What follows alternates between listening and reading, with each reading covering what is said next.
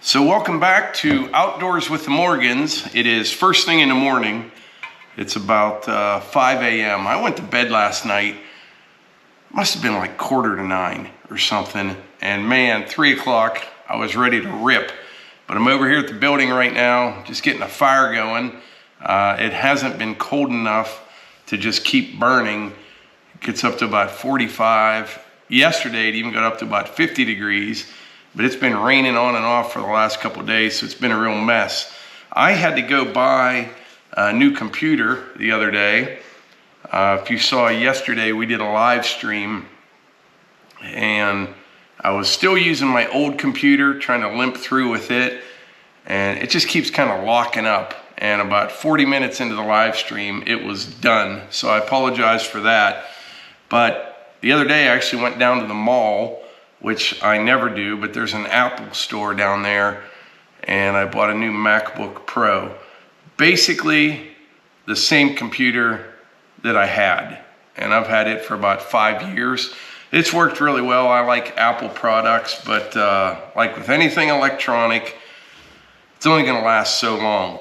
But I was shocked to find out this computer cost $3,100, about $900 more than the last one that I bought a couple years ago, and it's basically the same thing. Not many changes to it at all, but yeah, about $900 more. And it got me thinking, you know, several months ago, I did a video talking about inflation, and I was comparing, you know, what a truck in 1970, I was using the old Ford Highboy, what it cost compared to a new one today. You know, back then, I think that Highboy was $3,800 or something. A new one, $75,000, $80,000. And a lot of people brought up a good point. They said, you know, but the new trucks have so much more in them and so much more technology. It's not just inflation. That's a good point. Same thing applies to home prices. You know, back in 1966, when I was born, by the way, I was just up early and I was looking at some numbers on the computer. In 66, a new home, that's the year I was born, was $21,400. That was the average. Today, in the United States, it's about $412,000. But once again, the houses are a lot bigger than they were building back in the 60s. So check this out. This is 1 ounce of gold right here. Now, gold hasn't changed. Now, in 1966, you could buy an ounce of gold for $35.40. Today, that same ounce of gold is $2,091. It has gone up quite a bit. Now, what's interesting is, I read some numbers down here. In 1966, the average individual income was $4,273 per year, okay? So if you took every penny that you made back in 1966, I'm not including taxes or anything like that, but if you took every penny, you could have bought 120 ounces of gold, okay? That's on 1 year's wages, 120 ounces. Now today, here in Pennsylvania, the average individual income is $58,470. So today, if you wanted to take all your money and buy gold, you'd be able to buy 28 ounces of gold, compared to 120.7 ounces back in 1966. So basically, back in 1966, you could have bought 4.3 times the amount of gold than you could in 2023 with a year's wages. Let's do some quick math here. If you would have bought 120 ounces back then for $4,200, give or take, at today's prices, that would be about $250,000 worth of gold. That's crazy. Like I said, gold has not changed. And when people think about inflation, they think the price of everything is going up. But in reality, the value of our dollar is going down. And there's a lot of different reasons for that. In my opinion, you know, number one, we just keep printing money out of thin air, and we're putting more money into circulation, and, you know, more dollars and the same amount of goods and services, prices of things are going to go up. And also with our fractional reserve system, which is what the banks use. I'm not an expert on any of this, and please do not take my advice, financial advice, but with fractional reserve banking, you know, let's say you get your paycheck, you pay your taxes, they withhold them, and you deposit $500 in the bank. Well, the bank can then loan out 90% of that. Actually, I think it's more than that now, but they don't really take your money and give it to somebody else, lend it to them. When the loan is created, more money is created. So there's more money in the system, which is driving up inflation. And that's why we're seeing higher interest rates, because that's about the only thing the Federal Reserve has in their toolbox to do to try to rein in the money supply, which would reduce inflation. I mean, the government could quit spending as much money as they do, money that we don't have, but you and I both know that's not going to happen. So that's where we're at. But, you know, the other day, I was talking about we're going to trade our Bronco in on a cabin chassis, like a F550 dump, maybe even an F600. Haven't done anything else with that yet. But that Bronco, when we bought it about 2.5 years ago, we paid sticker price for it. $58,700. You build that same Bronco online today on Ford's website, it's over $69,000. Same vehicle. They didn't change anything on them in the last 2.5 years. So you're looking at about an $11,000 increase. And now, with the new UAW contract, that's even going to go up more and more.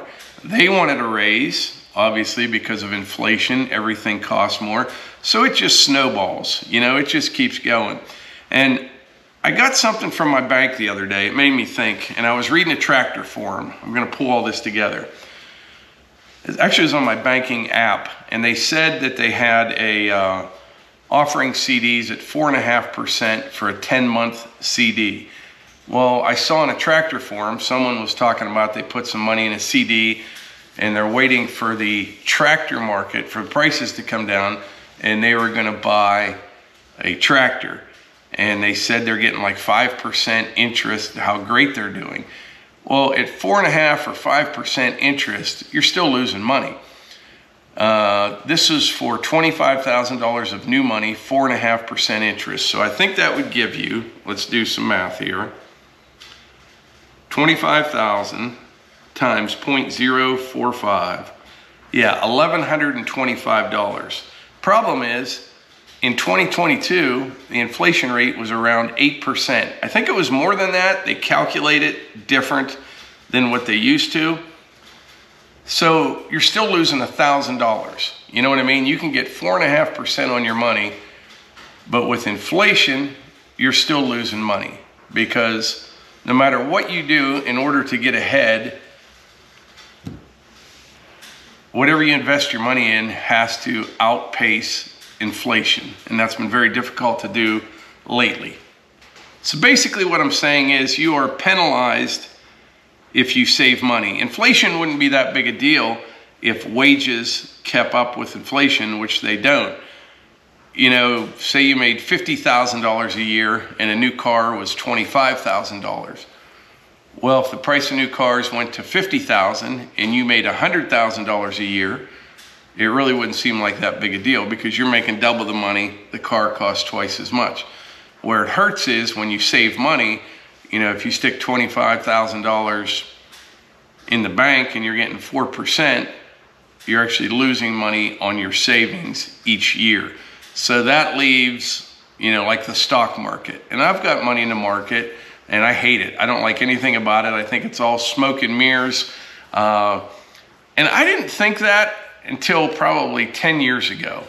And I kind of saw the light on the whole thing. A lot of you probably had it figured out before me, but it's all just nonsense. It's all fake. You know, it used to be like the market cap, what a company was worth, was kind of based on what all their assets were. Like if you sold everything that the company had and you kind of calculate in how much money they have, that is what that company's stock is worth. That went out the window a long time ago. I probably shouldn't tell you this, but I'm going to anyway. I worked for an oil and gas company, the first one that I worked for, and man, they were spending money like crazy. They were getting investors and going crazy in the Marcellus Shale and the Utica and just going through the money. Now, production kept going up and up, but what would happen was you would look at those quarterly earnings reports and we would sell a big asset somewhere in another state that was making a lot of gas. And you'd read the earnings report and it would say production increased, you know, 13%. And I'm thinking to myself, how did production increase when we sold, you know, 1/5 of our assets away? But then down in the fine print, it would say adjusted for asset sales.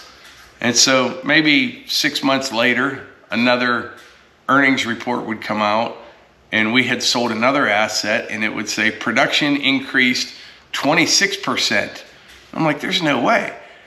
Once again, adjusted for asset sales.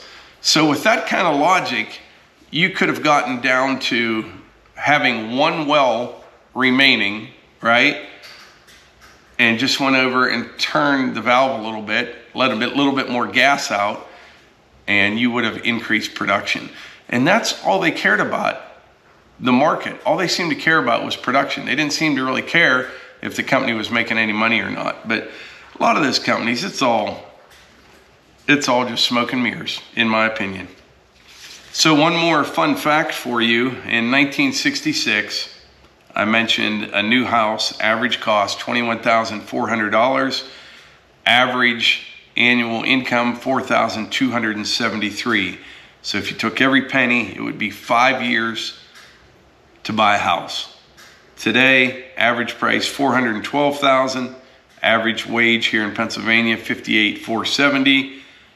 If you took every penny, it would take you 7 years to buy that house.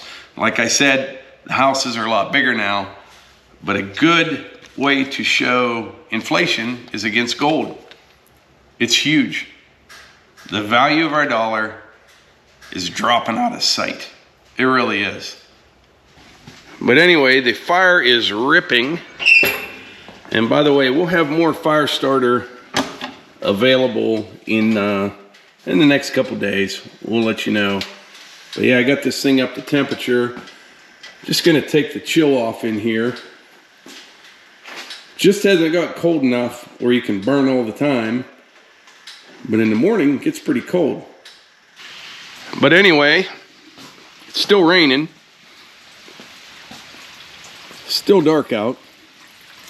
I should probably just go back to bed. Catch you on the next one.